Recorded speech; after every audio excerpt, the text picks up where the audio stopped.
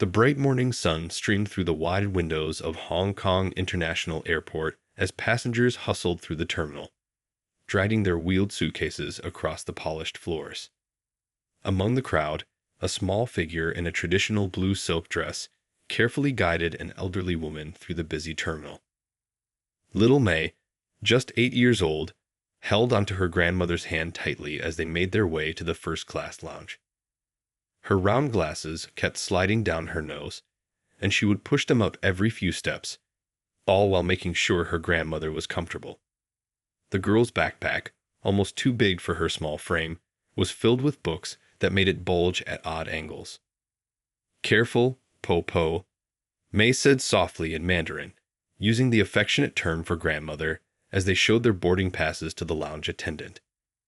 The attendant's eyes widened slightly at the first-class tickets, but maintained a professional smile as she welcomed them in. Inside the luxurious lounge, conversations in various languages filled the air, mostly from business people in crisp suits tapping away at their laptops or speaking in important-sounding voices on their phones. A group of executives seated near the entrance couldn't help but stare as Mai helped her grandmother into a plush leather chair. "Would you like some water, Po-Po?" Mai asked, already heading to the refreshment counter. She had to stand on her tiptoes to reach the glasses, causing a few nearby passengers to exchange glances and whispers. Did they get on the wrong floor? One man in an expensive suit mumbled to his colleague, just loud enough for others to hear. His friend chuckled, not bothering to lower his voice. Must have gotten confused with economy class. Mai pretended not to hear as she carefully carried 2 glasses of water back to their seats. Her grandmother simply smiled, her weathered hands smoothing out her simple but elegant dress. Unlike the other passengers with their latest designer bags and shoes, grandmother and granddaughter carried well-worn bags that had clearly seen better days. As the boarding call for their New York flight echoed through the lounge, Mai gathered their belongings, making sure her grandmother's shawl was properly arranged. The same group of businessmen stood up at the announcement, now openly watching the pair with barely concealed amusement. "First class to New York?" Another passenger questioned loudly as they all headed to the gate. This should be interesting. Mai kept her head high, just as her father had taught her. Her small hand remained steady as she helped her grandmother with her documents at the gate. The flight attendant checking their boarding passes did a double take, but quickly recovered with a warm smile, especially after seeing how politely the young girl handled everything.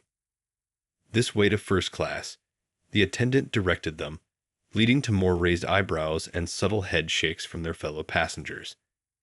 Mai could hear the whispers following them down the jet bridge, but she focused instead on making sure her grandmother didn't slip on the slightly inclined path. "Look at their bags," someone behind them snickered. Definitely their first time in first class. The ridicule continued as they approached the plane's entrance, but neither May nor her grandmother showed any sign of being affected. They simply walked with quiet dignity, the kind that comes not from expensive clothes or prestigious job titles, but from something far more valuable: character. What none of these judgmental passengers knew was that this simple-looking pair they were so quick to mock would soon teach them all an unforgettable lesson about appearances, assumptions, and the true meaning of class. But for now, May just concentrated on helping her grandmother board the plane that would take them to New York, where everything would change, not just for them, but for everyone who had been so quick to judge. Getting settled in first class turned out to be quite an adventure for Mai and her grandmother. The cabin was elegant, with wide leather seats and plenty of legroom, but some passengers seemed determined to make them feel unwelcome. As Mai helped her grandmother store their worn canvas bags in the overhead compartment, she had to stretch on her tiptoes, struggling with the weight. "Do you need some help?" a flight attendant asked kindly, but before she could reach them, Mai accidentally bumped into a businessman's laptop bag sitting on his seat. "Hey, watch it," he snapped, grabbing his expensive bag as if it had been doused with water. "This costs more than your entire outfit." His voice carried through the cabin, making several heads turn their way. The businessman, wearing a designer suit that probably cost more than most people's monthly salary, made a show of checking his laptop for damage. His colleagues, seated nearby, joined in with their own comments. I remember when first class meant something, one of them said loudly to another. Now they let just anyone in. They laughed, not even trying to hide their cruel amusement. May's grandmother placed a gentle hand on her granddaughter's shoulder, speaking softly in Mandarin. Remember what your father says. A person's true character shows in how they treat others. But the comments kept coming. A woman in expensive jewelry turned to her seatmate and stage whispered, perhaps they won them in a contest. Surely they couldn't afford these tickets otherwise. Mai busied herself helping her grandmother get comfortable, adjusting her pillow and making sure her seatbelt was properly fastened. Her small hands trembled slightly, but her face remained calm, just like her grandmother had taught her. The businessman wasn't finished, though. When Mai accidentally dropped her backpack, spilling some of her books, he rolled his eyes dramatically. This isn't a school bus, you know. Some of us are trying to work here. His friends laughed again, and one added, maybe they got lost on their way to economy class. The group seemed to think this was hilarious, their laughter echoing through the first-class cabin. A flight attendant noticed the situation and approached with a concerned look. Is everything all right here? She asked, her eyes darting between the laughing businessman and the quiet grandmother and granddaughter. Oh, everything's fine, the businessman said with fake politeness. We're just wondering about the interesting mix of passengers today. He emphasized the word interesting in a way that made its real meaning clear. May's grandmother simply smiled and thanked the flight attendant in perfect English, surprising those nearby. We are quite comfortable, thank you. My granddaughter and I are used to traveling. The businessmen exchanged glances at her refined accent, but quickly resumed their mocking whispers. One of them pulled out his phone, clearly taking a photo of Mai and her grandmother to share with his friends. This'll make a great story at the office, he chuckled to his colleagues. Remember the time when. But his voice trailed off as Mai quietly pulled out something from her backpack, a book that made several nearby passengers do a double take. It wasn't a typical child's book or even a regular textbook. The title was clearly visible. Advanced Quantum Physics, 3rd edition. The businessman who had been so vocal about his expensive laptop suddenly became very interested in his phone screen. Others who had been laughing earlier shifted uncomfortably in their seats. But Mai didn't notice. She was already absorbed in her reading, her grandmother smiling knowingly beside her. Little did these judgmental passengers know that their assumptions were about to backfire in the most spectacular way. The real story was just beginning, and soon they would learn a lesson they'd never forget about judging others by their appearance. As the plane reached cruising altitude, May's grandmother sat quietly observing the scene around them. Her calm demeanor was a sharp contrast to the restless energy of their fellow passengers. Despite the earlier mockery, she maintained a gentle smile, occasionally patting May's hand when a particularly loud comment reached their ears. Would you like some refreshments? A flight attendant asked, pushing a cart down the aisle. The businessman who had been so rude earlier immediately requested the most expensive wine on the menu, making sure everyone could hear his knowledge of fine vintages. And for you? The attendant turned to Mai and her grandmother with genuine warmth in her voice, having witnessed their graceful handling of the earlier situation. Green tea for both of us, please, the grandmother replied in perfect English, her voice carrying the kind of refinement that comes from years of good breeding rather than wealth. And perhaps some fruit for my granddaughter. The businessman and his friends exchanged glances. One of them whispered, loud enough to be heard, at least they're not ordering everything on the menu just because it's free. His companions snickered, but their laughter seemed a bit forced now. May's grandmother carefully arranged their tray tables, placing a crisp white napkin on each one with the precision of someone well-versed in proper etiquette. Her movements were elegant and practiced, catching the attention of a few observant passengers who had initially joined in the mocking. A flight attendant who had been watching the situation unfold approached their seats during a quiet moment. "I apologize for the discomfort you've experienced," she whispered, but May's grandmother gently shook her head. "No need for apologies, dear," she responded quietly.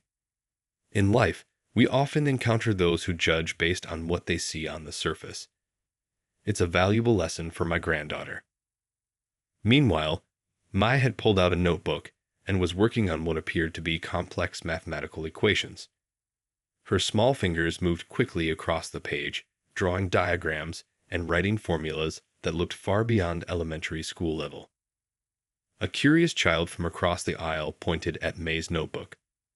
"Mom, what is she writing?" he asked loudly. The mother, who had been one of those smirking earlier, quickly shushed him, looking embarrassed. "It's quantum entanglement theory," Mai answered simply, without looking up.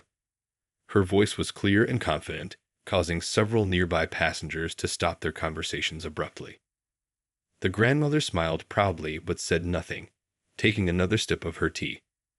She reached into her well-worn bag and pulled out what appeared to be a scientific journal, the cover displaying both Chinese and English text.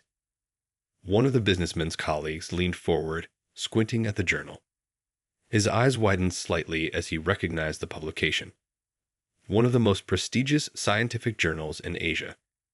The grandmother was reading it with the ease of someone thoroughly familiar with its contents. A new flight attendant, who hadn't witnessed the earlier scene, approached their row. "Ma'am," she said respectfully to the grandmother, "we've received a message from New York. Your car service called to confirm they'll be meeting you at the private terminal." The businessman who had made the laptop comment nearly choked on his expensive wine. Private terminal. Those were reserved for. But the grandmother simply nodded and thanked the attendant with the same grace she had shown to those who had mocked them. Mai continued working on her equations, completely absorbed in her work, while around them, the atmosphere in the first-class cabin began to shift noticeably. The whispers took on a different tone now. Private terminal. "Did you see what the girl is studying?" That journal. The very same passengers who had been so quick to judge were now watching the pair with growing curiosity, and in some cases, visible unease. Little did they know that this was just the beginning of their humbling experience. The real revelation was still to come, and it would leave them all wishing they had thought twice before judging a book by its cover. Halfway through the flight, the atmosphere in first class had shifted to an uncomfortable quiet. Mai continued working in her notebook, her small fingers flying across the pages as she solved complex equations. What caught everyone's attention wasn't just her advanced work. It was the way she would occasionally pause, think deeply, and then correct formulas that even college professors might struggle with. The businessman who had been so vocal about his expensive laptop earlier was now pretending to be deeply engrossed in his work emails. However, his eyes kept darting toward May's notebook, trying to make sense of the advanced calculations scattered across its pages. A new flight attendant, who had just started her shift, approached May with a warm smile. "That looks like very complicated math," she said kindly, genuinely interested in what the young girl was doing. "Oh, this." May looked up, pushing her glasses back up her nose. "I'm just working on improving my father's quantum computing model. The current version has a small efficiency problem that I think I've figured out how to fix." The flight attendant's eyes widened slightly, but before she could respond, a magazine slipped from the hands of one of the businessmen who had been laughing earlier. It fell open to a page that made him freeze. There, spread across two glossy pages, was a headline that read, "The Future of AI. How One Man's Vision is Changing the World." But it wasn't the headline that caught everyone's attention. It was the photo beneath it. The businessman picked up the magazine with trembling hands, looking back and forth between the photo and the grandmother and granddaughter sitting just a few rows away. His face grew increasingly pale. "Is everything all right?" May's grandmother asked him politely, noticing his distress. Her kind tone only seemed to make him more uncomfortable. Another passenger, curious about his colleague's strange behavior, peered over at the magazine. His sharp intake of breath drew more attention. Soon, the magazine was being passed around quietly, each reader's face showing the same shocked recognition. Meanwhile, Mai had returned to her work, oblivious to the growing commotion around her. She pulled out what appeared to be research papers, covered in notes in both English and Chinese. The papers bore the letterhead of one of the world's most prestigious technology institutes. "Excuse me," the laptop businessman finally gathered his courage to speak, his voice notably softer than before. "I couldn't help but notice. Are you related to—" May's grandmother smiled gently, cutting him off with a raised hand. "My son," she said simply, "always tells us that true worth isn't found in how people treat you when they know who you are, but in how they treat you when they think you're nobody." The businessman slumped back in his seat, looking as if he wished the floor would open up and swallow him whole. His colleagues, who had joined in his earlier mockery, were now staring intently out the windows or pretending to be asleep. A gentle chime sounded through the cabin as the pilot made an announcement. "Ladies and gentlemen, we've just received word that there will be some extra security measures at our arrival gate in New York. Please don't be alarmed by the additional personnel. They're there to escort some of our VIP passengers." The word VIP seemed to echo through the cabin. Several passengers who had been skeptical of Mai and her grandmother's presence in first class were now frantically searching on their phones, their faces growing increasingly anxious as they apparently found what they were looking for. Mai finally looked up from her work, turning to her grandmother. "Po, did father say if he would meet us himself at the terminal, or is he sending uncle?" Her grandmother's answer was drowned out by the sound of someone dropping their expensive wine glass. The red liquid spread across the cream carpet, but nobody moved to clean it up. All eyes were fixed on the simple pair who had been judged so harshly just hours before. The truth was about to come out in the most spectacular way, and these first-class passengers were about to learn that status, wealth, and importance often come in packages very different from what they expect. The revelation hit the first-class cabin like a tidal wave. The businessman who had mocked May's worn backpack was now staring at his phone in disbelief, his face growing paler by the second. On his screen was an article about Asia's most influential tech leaders, and right at the top was a familiar face. "The Lade family," he whispered to himself, his voice trembling. "The quantum computing pioneers. The AI revolution. It can't be." But it was. The article showed the same kind grandmother in an elegant business setting, standing proudly next to her son, one of the world's most innovative tech billionaires. And there, in another photo, was Mai, labeled as a child prodigy who had already contributed to several of her father's groundbreaking patents. The businessman's company, as he was horrifyingly realizing, relied heavily on AI technology licensed from Lay Industries.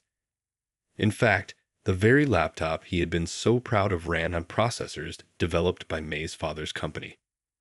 A flight attendant who had been serving drinks paused near their seats, her eyes growing wide as she connected the dots. She had just finished reading an article about the Lade family in the airlines magazine, the same family she had been serving green tea to. "More tea, ma'am?" she asked May's grandmother, her voice now carrying a note of deep respect. The grandmother simply smiled and nodded, the same kind expression she had worn even when being mocked earlier. The other passengers were now frantically Googling on their phones, each new discovery causing more distress. Headlines flashed across their screens. "Lee Industries revolutionizes quantum computing. 8-year-old prodigy contributes to breakthrough AI development. The Lai family, shaping tomorrow's technology today." One of the businessmen who had laughed the loudest earlier was now sweating profusely. He had a meeting scheduled next week with Lai Industries about a potential partnership, the same company whose founder's mother and daughter he had just spent hours ridiculing. May remained focused on her work, but now everyone could see her papers clearly showed early drafts of what appeared to be revolutionary quantum computing concepts. The complex equations that had seemed strange earlier now made perfect sense. She wasn't just doing homework. She was advancing technology that these business executives could barely comprehend. Po po. May spoke softly to her grandmother in Mandarin. I think I've solved the quantum entanglement problem Father was struggling with last week. She showed her grandmother the notebook, pointing to a series of elegant equations. Her grandmother examined the work with knowing eyes, nodding appreciatively. This simple gesture made several nearby passengers shift uncomfortably in their seats. They had assumed the elderly woman was just a simple grandmother, but her clear understanding of such complex physics told a very different story. The businessman's phone suddenly buzzed with an email notification. The subject line made his heart skip a beat. Meeting with Light Industries CEO. Urgent update. His hands shook as he opened it, dreading what he might find. Meanwhile, another passenger who had been quietly observing everything unfolding turned to her seatmate and whispered, "Do you realize who they are? The Ally family is about to unveil something revolutionary next week. It's all over the tech news." The revelation continued to spread through the cabin like wildfire. Those who had been so quick to judge based on appearances were now faced with the uncomfortable reality that they had mocked not just any passengers, but perhaps the most influential family in modern technology. A gentle chime sounded as the pilot made another announcement. "Ladies and gentlemen, we've been notified that there will be press at our arrival gate. Please be patient as our VIP passengers disembark first." The businessman who had complained about his laptop bag closed his eyes in despair. Tomorrow's headlines were already forming in his mind, and they wouldn't be kind to those who had shown such prejudice to a family that was quietly revolutionizing the world. The mood in first class had completely transformed. The same passengers who had been throwing judgmental looks and making snide comments were now trying desperately to catch May's grandmother's attention, hoping to somehow make amends for their earlier behavior. "Excuse me, madam," the businessman with the laptop ventured nervously. "I believe I was quite rude earlier. I want to apologize." His voice trailed off as he realized how hollow his words sounded now that he knew who they were. The grandmother looked at him with the same gentle smile she had worn all along. "No need for apologies," she said softly. "But perhaps next time you'll remember that kindness should be given freely, not just to those you think are important." Her words hit hard. The businessman slumped back in his seat, remembering how he had bragged about his laptop's cost, only to now realize it ran on technology developed by this very family. The irony was almost too much to bear. A woman who had earlier whispered about them winning contest tickets was now frantically typing on her phone. Her face turned ashen as she read something on her screen. "They're opening a new quantum computing center next month," she whispered to her seatmate. "Every major tech company in the world is trying to get an invitation to the launch."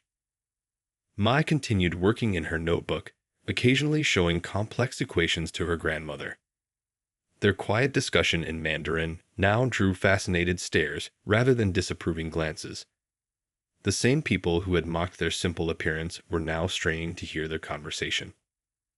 Another passenger, who had taken photos of them earlier to make a great story at the office, was now desperately trying to delete them from his phone. His hands trembled as he realized how close he had come to potentially sharing those mocking photos online. "Did you see the latest news?" someone whispered urgently. Light Industries just acquired that struggling AI startup everyone was talking about. They turned it around in less than a month. The stock price tripled. The flight attendants had also changed their approach. While they had been kind to May and her grandmother from the start, they now moved with an extra layer of attentiveness, knowing they were serving technology royalty. One of the businessman's colleagues suddenly gasped as he checked his email. "Our meeting with Light Industries next week has been moved up to top priority. The CEO himself wants to attend." He looked at his friend, the one who had been so rude about the laptop, with pure panic in his eyes. Mai finally looked up from her work and turned to her grandmother. "Po, I'm getting a bit hungry. Should we have some of the chocolate Father packed for us?" Her grandmother reached into their worn bag. the same one that had drawn so many judgmental looks earlier, and pulled out an elegantly wrapped box of chocolates from one of Switzerland's most exclusive chocolatiers, the kind that aren't even available for public purchase. The woman who had made the contest ticket comment nearly choked on her champagne. A quiet ping sounded as the plane's Wi-Fi updated with breaking news. Several passengers' phones buzzed simultaneously. The headline that popped up made several of them gasp. Lee Industries set to unveil revolutionary AI technology. CEO promises a new era in computing. The businessman who had been so proud of his expensive laptop now stared at it as if it were a cheap toy. His company's entire future might depend on maintaining good relations with the Lai family, and he had just spent hours mocking the CEO's mother and daughter. One of the flight attendants approached with a tablet showing the latest financial news. "Ma'am," she said respectfully to the grandmother, "your son's company just became the most valuable tech firm in Asia. The stock has jumped 40% on rumors of the new quantum computing breakthrough." The grandmother simply nodded, as if this was the most normal news in the world. Meanwhile, Mai had returned to her equations, completely unfazed by the wealth and power her family commanded. The other passengers watched in stunned silence, finally understanding that true class had nothing to do with expensive clothes or designer luggage. As the plane began its descent into New York, the attempted apologies from other passengers grew more desperate. The businessman who had made the cruel laptop comment was now practically sweating through his expensive suit, especially after checking his company's latest email update. "Our entire AI infrastructure upgrade," he whispered to his colleague. "It's all going to be handled by Lei Industries. The contract is worth billions." His voice cracked as he realized the magnitude of his mistake. The same family he had mocked might now hold his company's future in their hands. The pilot's voice crackled over the intercom. "Ladies and gentlemen, we're beginning our descent into New York. I've been informed that there will be a special welcome committee waiting at our gate. Please remain seated until our VIP passengers have disembarked." Mai looked up from her notebook and smiled at her grandmother. "Po, do you think father brought my little robot? I made some improvements to its coding that I want to show him." Her voice was filled with the pure excitement of a child eager to share their creation, completely unaware of the stir she was causing. Her grandmother patted her hand lovingly. "Your father always says your ideas help make the company's robots better. I'm sure he's eager to see what you've created this time." A flight attendant who had overheard this exchange couldn't help but smile. She had read about Lai Industries' latest robotics breakthrough, a line of AI-powered assistance robots that were revolutionizing healthcare. To think that this young girl was contributing to such innovations.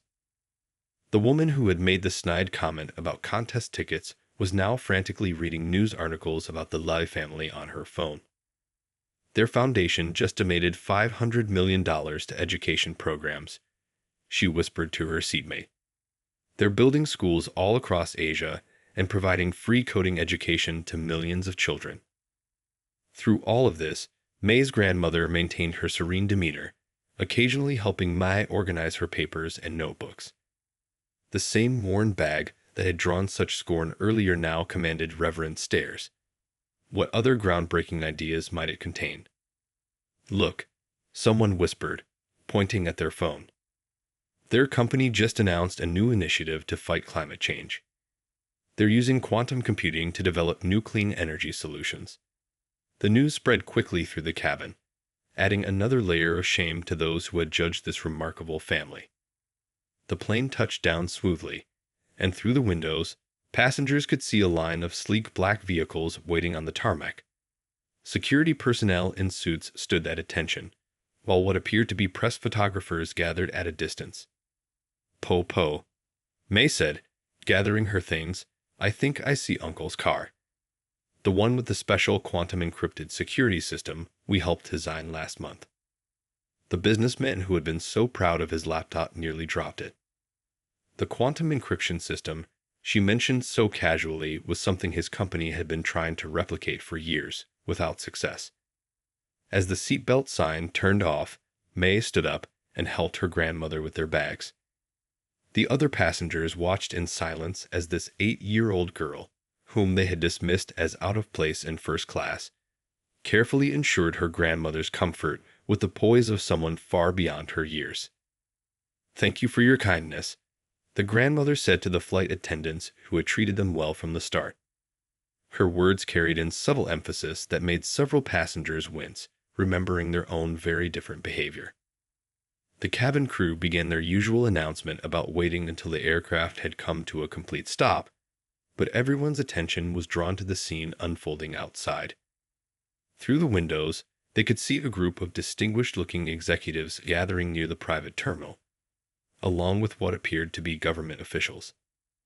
May's grandmother turned to look at the other passengers one last time. Her expression was neither triumphant nor angry, just peaceful, with perhaps a hint of hope that they had learned something valuable today about judging others by their appearance. The plane came to a complete stop at a private terminal away from the main gates. Through the windows, the passengers could see an impressive welcoming committee gathering. Men in sharp suits stood at attention while several important-looking executives waited eagerly near a red carpet that had been rolled out. "Ladies and gentlemen," the pilot announced, "please remain in your seats while our VIP passengers depart first." The words VIP passengers now carried a weight that made several people shift uncomfortably in their seats. Mai carefully packed away her quantum physics textbook and complex equations into her worn backpack, the same one that had drawn such cruel snickers earlier. As she helped her grandmother stand, a sudden burst of camera flashes from outside lit up the cabin. The businessman who had been so rude about his laptop was now pressed against the window, his face pale. That's the governor," he whispered to his colleague. "And the CEOs of 3 major tech companies. They're all here to welcome them." Through the terminal windows, they could see a tall, distinguished-looking man in a perfectly tailored suit walking briskly toward the plane. Even from a distance, his resemblance to May was unmistakable. The world-famous CEO of Light Industries had come personally to receive his mother and daughter. "Po, I see father." May's excitement was that of any child seeing their parent, a pure joy that made several passengers look away in shame, remembering their earlier mockery of this extraordinary family. As Mai and her grandmother prepared to leave, the flight attendant who had been kind to them from the start came forward. "Thank you for flying with us," she said warmly. "It was truly an honor to serve you." The grandmother reached into her simple bag and pulled out 2 small boxes, handing them to the flight attendant. "These are prototype quantum processors," she said softly. "Not yet available to the public. Please share one with your colleague, who also showed us such kindness." The other passengers gasped. Those processors were worth more than most people's yearly salary, and she was giving them away as a thank you for simple human decency. As Mai and her grandmother moved toward the exit, the businessman who had made the laptop comment suddenly stood up. "Pleased," he said, his voice trembling, "I need to apologize properly. Our company has a meeting with Light Industries next week, and I—" The grandmother raised her hand gently, cutting him off. "Young man," she said, her voice carrying quiet authority, "if you wish to apologize, do not do it because of who we are. Do it because of who you wish to become." Her words hung in the air as she and May made their way to the aircraft door. The other passengers watched in stunned silence as the door opened to reveal the CEO of Light Industries standing there, a proud smile on his face. "May," he called out, opening his arms as his daughter rushed to hug him. "Did you solve that quantum entanglement problem we discussed?" "Yes, father. I figured it out during the flight." May's voice was filled with excitement as she pulled out her notebook to show him. The CEO hugged his mother next, speaking to her quietly in Mandarin. As they turned to walk down the steps, he looked back into the cabin. His eyes swept over the passengers who had mocked his family, but his expression showed no anger, only a quiet disappointment that spoke volumes. Through the windows, The remaining passengers watched as May excitedly showed her father her equations, while photographers captured the moment. The governor stepped forward to greet them, followed by a group of tech executives who treated the family with obvious reverence. The businessman slumped in his seat, staring at his expensive laptop. "That meeting next week," he muttered. "I don't think I'll be attending." His colleague nodded silently, both of them understanding that their careers might have just been altered by their thoughtless behavior. Outside, May was already deep in discussion with several scientists who had come to meet her, pointing to equations in her notebook while they nodded enthusiastically. The same girl they had judged as out of place in first class was now clearly in her element, surrounded by some of the brightest minds in technology. The story of what happened on that flight spread quickly through business circles, becoming a powerful lesson about humility and prejudice. A week later, at a major tech conference in New York, the Lilly family's influence was more apparent than ever. The same businessman who had mocked May's worn backpack sat in the audience, watching as she took the stage alongside her father. The conference hall was packed with the world's leading tech executives, all eager to hear about Lie Industries' latest breakthrough. "Our newest quantum computing advancement," the CEO announced proudly, "was actually inspired by my daughter's observations during a recent flight." He smiled at May, who stood confidently beside him, still wearing her simple clothes and thick glasses. The businessman sank lower in his seat as ripples of amazement spread through the crowd. The equations Mai had been working on during that flight were now being revealed as the foundation of a revolutionary new technology. Later that day, news channels worldwide carried the story. 8-year-old prodigy helped solve major quantum computing challenge.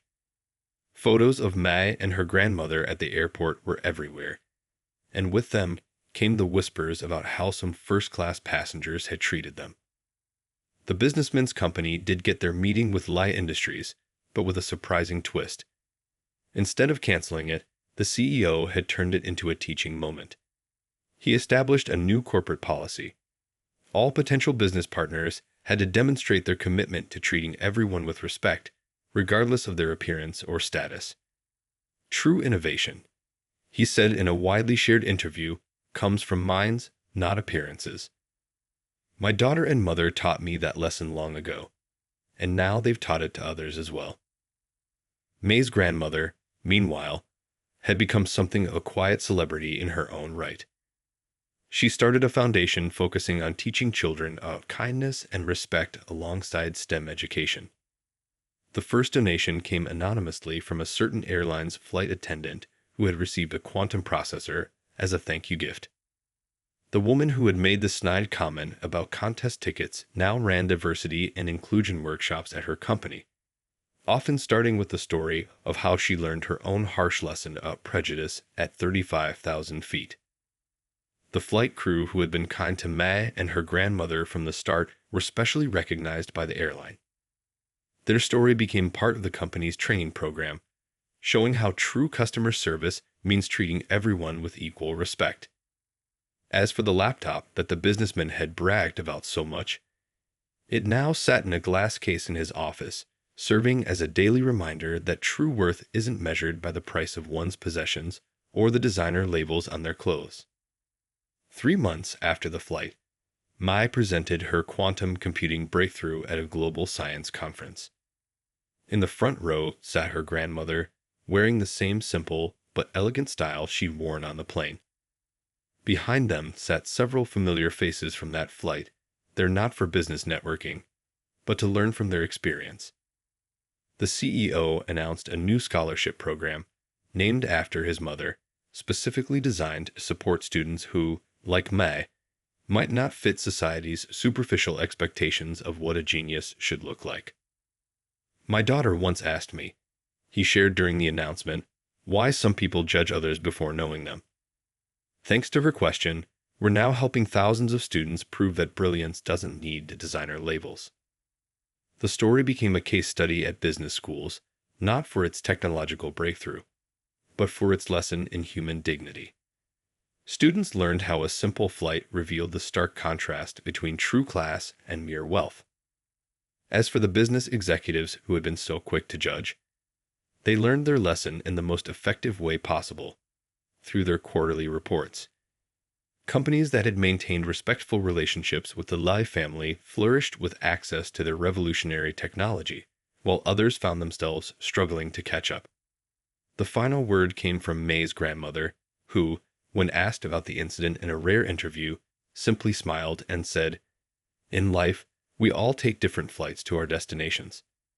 The truly successful ones are those who help others along the way, not those who mock their fellow travelers."